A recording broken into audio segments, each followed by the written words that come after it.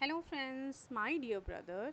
Episode 2। हाउशी शिष्या से कहते हैं कि वो यहाँ रह सकती है। शिष्या कहती है पर मैं यहाँ नहीं रह सकती। मैं यहाँ एक्सीडेंट की वजह से आ गई थी और मुझे अब घर जाना है। हाउशी पूछते हैं तुम्हें घर जाना है पर क्यों? शिष्या कहती है मुझे स्कूल जाना है, पार्ट टाइम जॉब करनी है, एग्ज़ाम देने हैं, इंटर्नशिप करनी है, मोबाइल पर गेम्स खेलनी है, स्नैक्स खाने हैं और टीवी शोज़ देखने हैं। हाउशी पूछते हैं क्या तुम्हें अपने भाई से नहीं मिलना? शीशे कहती है कि वो गायब हो गया है और अब मैं फ्री महसूस कर रही हूँ। वैसे भी इस दुनिया में हर कोई एक दूसरे के साथ तो रह नहीं सकता। हाउशी कहते हैं कि भाई का फ़र्ज है ना बहन को प्रोटेक्ट करना। शीशे कहती हैं हाँ, तो मैं तुम्हें अब से प्रोटेक्ट करूँगा। तभी वहाँ सीनियर आ जाते हैं और हाउशी को आवाज़ देते हैं। हाउशी शिष्या को छुपने के लिए कहते हैं। शिष्या इसे अपने बाहर जाने का चांस समझती है। हाउशी सीनियर से पूछते हैं कि आप यहाँ कैसे आ गए? सीनियर कहते हैं मैंने तुम्हें एक दिन से नहीं देखा, तुम्हारे घर में बहुत खूबसूरत फूल उग गए हैं। हाउशी कहते हैं ये प्रैक्टिस का नया मेथड है।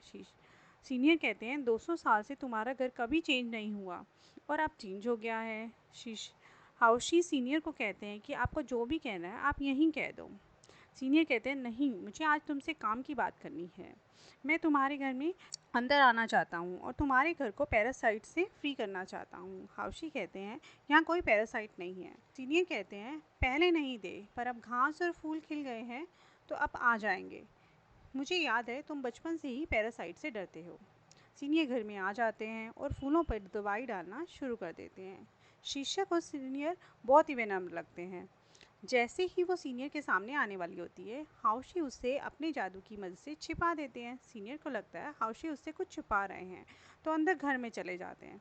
सीनियर जब घर में आते हैं तो उन्हें शिष्या नहीं दिखती क्योंकि हाउशी ने शिष्या को अपनी जादू की मदद से बबल में छुपा दिया था। शिष्या हाउशी को बुरा भला बोलने लग जाती है। सीनियर हाउशी को कहते हैं कि तुम्हें फूलों का कोई एक्सपीरियंस नहीं है। जो फूल होते हैं वो फीमेल इंसेक्ट्स को अपनी ओर आकर्षित करते हैं। हाउशी पूछते हैं कि इंसेक्ट्स में भी फीमेल और मेल होते हैं? सीनियर कहते हैं हाँ। सीनियर पूछते हैं तुम्हें पता है हाउ सेक में कोई लेडी क्यों नहीं है? हाउशी कहते हैं कि मास्टर ने उन्हें कहा था हम यहाँ शांति की खोज करते हैं। लेडीज़ जो होती हैं वो तुम्हारे घर के फूलों की तरह हैं, उनके चारों ओर एक स्ट्रॉन्ग खुशबू रहती है। लेकिन हमें हाउस एक्ट में सिर्फ शांति के लिए प्रार्थना करनी होती है। लेडी प्रैक्टिस में सबसे बड़ी बाधा है। शिष्या पूछती है ये कैसे रूल्स तुम फॉलो करते हो? सीनियर कहते हैं 1,000 साल पहले एक लेडी मास्टर से शिक्षा ग्रहण करना चाहती थी। वो हुआ सेक के अंदर आ गई। तब मालिक ने उसे देख लिया और 10 करोड़ों की सज़ा सुनाई। ये सुनकर शीशा डर जाती है। सीने कहते हैं कि मुझे लेट हो रहा है और अब मैं चलता हूँ। यह सुनकर शीशा सोचती है कि अब वो यहाँ से कभी नहीं जा पाएगी। पर मैं यहाँ भी नहीं रह सकती और मुझे अपने एग्ज़ाम की तैयारी करनी है, इंटर्नशिप करनी है, स्टूडेंट यूनियन चेयरमैन बनना है और मुझे अपने भाई को भी ढूंढना है। अगर मेरा भाई घर आया और मैं उसे नहीं दिखी तो वह परेशान हो जाएगा। शीशा सोचती है कि हाउशी जादू की मदद से मुझे यहाँ से बाहर भेज सकते हैं। लेकिन वो ऐसा क्यों करेंगे? मैं उसे घर भेजने के लिए कैसे मनाऊं? तभी हाउशी वहाँ आ जाते हैं और शीशा जहर खाने का नाटक करती हैं। कहती है कि मेरे पेट में मुझे फूड पॉइजनिंग हो गई है और मुझे हॉस्पिटल जाना है। हाउशी उसे दवाई देते हैं जो सीनियर ने उसे और शीशा को रेस्ट करने के लिए कहते हैं। शीशा कहती हैं कि वह बहुत बहुत कड़वी दवाई है और पूछती हैं कि तुम कितने सालों से ज़िंदा हो, तुम बोर हो रहे होगे, चलो हम एक गेम खेलते हैं। तो उसके साथ रॉक पेपर सीजर का गेम खेलने लगती है और एक शर्त रखती है कि विनर कोई भी रिक्वेस्ट कर सकता है और लूज़र को उसे मानना ही होगा। हाउशी मान जाते हैं। शीशा को पूरा कॉन्फिडेंस होता है कि वह जीत जाएगी। हाउशी को रूल समझाती है और दोनों खेलना शुरू कर देते हैं। शीशा हार जाती है। हाउशी उसे रिक्वेस्ट करते हैं कि वो बताए कि भाई उसे कैसे प्रोटेक्ट करता है। शीशा हैरान हो जाती है। वो कहती है मेरा भाई सारा दिन खेलता रहता था और लड़ाई करता था, हमारी पॉकेट मनी भी खर्च कर देता था और मुझे दुकान के मालिक के सामने गरीब बनने का नाटक करने को कहता रहता था। जो भी लड़के मुझसे अच्छे से बात करते थे मैं उन्हें मारने लग जाता था। वो किसी को मुझसे बात नहीं करने देता था। पर रात को मुझे अच्छी अच्छी स्टोरी सुनाता था, मेरा ध्यान रखता था, मेरे लिए खाना बनाता था, मेरे को डोल से खेलने देता था। हाउशी और हाउशी से पूछती है, तुम्हें कुछ समझ में भी आया? हाउशी ये सब सुनकर उन्हें खाने के बारे में याद आता है और सोचते हैं कि शीशा ने काफ़ी देर से कुछ नहीं खाया। हाउशी पहली बार किचन में जाती तभी इनविजिबल ड्रोन आ जाता है और जूनियर और वहाँ से उसमें से आवाज़ आती, सीनियर की आवाज़ आती है। वो सॉरी बोलते हैं जूनियर से, कहते हैं उनका फूड का कंटेनर वहाँ पर छूट गया है।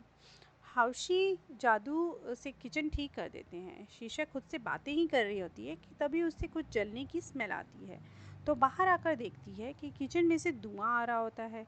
वो पानी लेकर आग बुझाने जाती है, तभी हाउशी अपने हाथ में खाना लेकर बाहर आते हैं जो कि जल चुका होता है। हाउशी शीशा को खाने के लिए कहते हैं, पर शीशा नहीं खाती और कहती है कि तुम खाने बनाने की प्रैक्टिस करते रहो और मुझे ये वाला खाना नहीं। हाउशी शीशा के लिए नूडल्स बनाता है। इनविजिबल ड्रोन से सीनियर को अपने पास बुलाने के लिए सीनियर आते हैं और वो सीनियर से बाहर और हाउशी सीनियर से बाहर मिलने जाते हैं। जब वो बाहर मिलने जाते हैं तब उनसे पूछते हैं कि क्या समझना है तुम्हें? वो कहते हैं कि मुझे लड़कियों के बारे में समझना है। सीनियर कहते हैं कि तुम्हें लड़कियों की समझ नहीं है, इसलिए मुझे खुद आना पड़ा तुम्हें समझाने के लिए। मुझे अंदर आने दो समझाने। और हाउशी उन्हें अंदर नहीं आने देते और वहीं समझाने की रिक्वेस्ट करते हैं। तो सीनियर हाउशी को कहते हैं कि लड़कियों को खुश रख। सीनियर हाउशी को कहते हैं कि मैं तुम्हें बताता हूँ लड़कियों को कैसे इम्प्रेस करते हैं। इसके 3 स्टेप्स हैं। पहला, अपनी इमेज को हमेशा अच्छी रखो, उनके सामने बड़ा दिखाओ, खुद को अच्छा दिखाओ, वो तुमसे ही इम्प्रेस हो जाएंगी। दूसरा, उनके सामने अपनी वीकनेस दिखाओ। लड़कियों के अंदर मदरहुड होता है, माँ की तरह देखभाल करती हैं, इसलिए अगर तुम दिखाओगे कि तुम कितने सालों से अकेले हो, वो तुम्हारी तरफ खींची चली आएंगी। तीसरा, अगर उनकी सब इच्छाएं पूरी करोगे तो वो हमेशा तुम्हारे साथ रहेंगी। ये कहकर वो वहाँ से चले जाते हैं।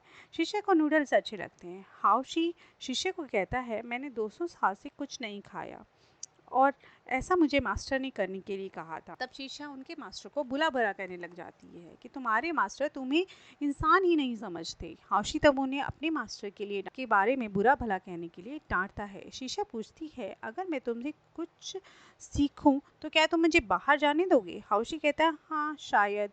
तभी सीनियर की बातें याद करता है और उसे शीशा को अपनी स्टोरी सुनाने लगता है कि 200 साल से कैसे वो शैतान से पूरी दुनिया को प्रोटेक्ट कर रहा है। शीशा कुछ जादू सिखाने की रिक्वेस्ट करती है। हाउशी कहता है, हमेशा 200 साल में कमांडर और लीडर का इलेक्शन होता है, इस बार भी होंगे, तो हमेशा की तरह मैं ही जीतूंगा। शीशा कहती है, तुम हम्बल नहीं हो।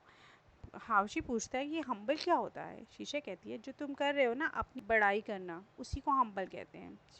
हाउशी सोचता है कि वो उसे पसंद करने लगी है। शीशे कहती है, तुम्हारे पास कुछ किताबें हैं? हाउशी कहता है, हाँ बहुत सारी हैं। शीशे कहती है, तो मैं खुद सीख लूँ। सीन दूसरी जगह शिफ्ट होता है जहाँ पर बहुत सारे लोग मास्टर के सामने हाउशी की रिपोर्ट दे रहे होते हैं। वे बता रहे होते हैं कुछ टाइम से हाउशी बीमार चल रहे हैं, उन्होंने मेडिसिन भी ली और खाना भी खाना शुरू कर दिया है। तो मास्टर परेशान हो जाते हैं कि ऐसा क्यों कर रहे हैं और वो कहते हैं कि मैं हाउशी से खुद पूछ लूँगा। के बाद सब इलेक्शन की बातें करते हैं और बी होंग को बुलाया जाता है। अब बी होंग हमारे सीनियर को ही है, सीनियर का ही नाम है। मास्टर आते हैं और मास्टर हाउशी के बारे में पूछते हैं। बी होंग कहते हैं कि हाउशी नए मेथड की प्रैक्टिस कर रहे हैं। मास्टर कहते हैं कि तुमने पूछा कि मेथड क्या है? बी होंग कहते हैं, हाउशी हम सब की आखिरी उम्मीद है, 200 साल से प्रैक्टिस कर रहे हैं, घर से कभी बाहर नहीं आए, तो आपको चिंता करने की कोई ज़रूरत नहीं है, वो अपने आप संभाल लेंगे। सब मास्टर को यही एडवाइस देते कि हाउशी को नया मेथड प्रैक्टिस करने दिया जाए और बी होंग को कुछ अलग लगता है तो रिपोर्ट करने के लिए कहते हैं। बी होंग कहता है कि आपने भी मुझे जब भी बुलाया है हमेशा हाउशी के बारे में पूछते हैं, मेरे बारे में आपने कभी नहीं पूछा।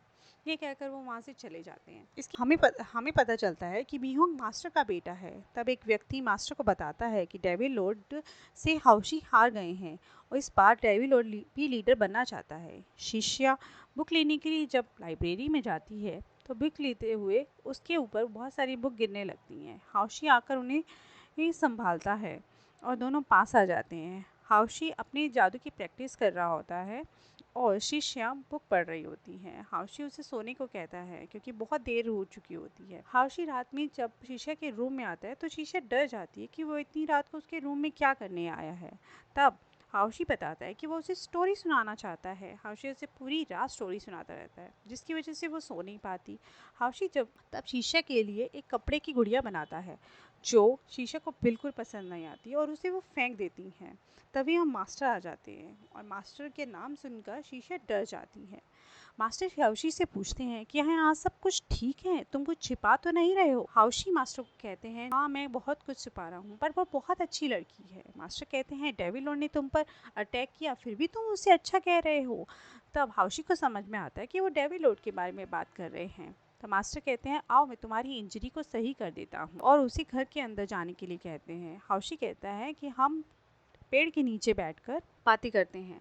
तब मास्टर हाउशी की इंजरी ठीक करते हैं और शिष्य को अपने भाई की याद आने लगती है। उसे याद आता है कि कैसे उसका भाई उसे अम्यूजमेंट पार्क में अकेला छोड़कर चला गया था और वो नींद में सब बोल रही होती है। तभी हाउशी वहाँ आ जाता है और शिष्या हाउशी को पकड़ लेती है। जैसे ही उठती आंखें खुलती हैं तब उससे माफ़ी मांगती है और पूछती है क्या तो मास्टर चले गए हैं, अब मास्टर मुझे पनिश तो नहीं करेंगे। तो हाउशी उसे कहता है कि नहीं मास्टर तुम्हारे बारे में कुछ नहीं जानते और शिष्या खुश हो जाती है और उसे गिफ्ट के रूप में एक स्नैक का पैकेट देती है। हाउशी ने पहली बार स्नैक दिखे थे पर वो खुश हो जाता है। हाउशी उससे पूछता है क्या तुम कुछ ऐसा करवाना चाहती हो जो तुम्हारे भाई ने कभी नहीं किया। तब शिष्या कहती है हाँ मैं उड़ना चाहती हूँ और दुनिया देखना चाहती हूँ। तब हाउशी उसे अपने साथ ले जाते हैं और पूरा यहाँ शहर दिखाते हैं। फिर दोनों नीचे आ जाते हैं और हाउशी शिष्या से कुछ कहने ही वाले होते हैं। तभी शिष्या उन्हें चुप करा देती है और यहाँ हमारा दूसरा एपिसोड ख़त्म हो जाता है। Thank you for watching.